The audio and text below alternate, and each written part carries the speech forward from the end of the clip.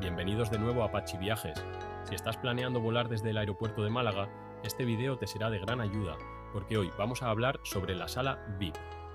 Además, he creado varios videos más sobre el aeropuerto de Málaga, cubriendo cómo llegar, su historia y un montón de consejos prácticos.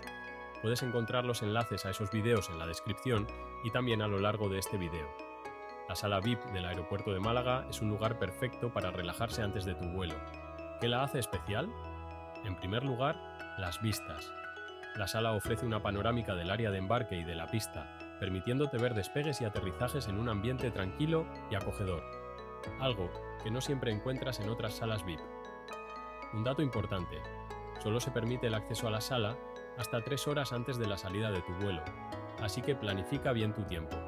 Si vuelas en clase business, tienes acceso gratuito, pero si, como yo, viajas con aerolíneas como Vueling, puedes adquirir la entrada.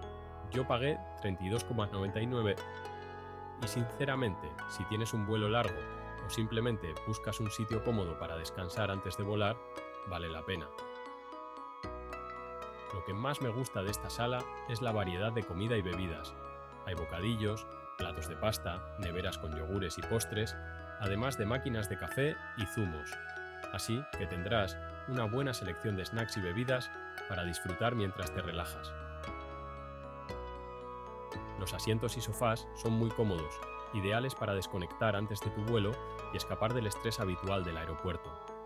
Si quieres saber más sobre el aeropuerto de Málaga, no olvides ver mis otros videos donde explico la zona de llegadas, las conexiones de tren y muchos otros consejos prácticos para moverte por este aeropuerto. Los enlaces están en la descripción. ¿Has visitado alguna vez la sala VIP del aeropuerto de Málaga? ¿Cómo fue tu experiencia? Déjamelo en los comentarios. Y si este video te resultó útil, no olvides darle un me gusta y suscribirte al canal para no perderte más contenido sobre viajes y aeropuertos. Nos vemos en el próximo video. Gracias.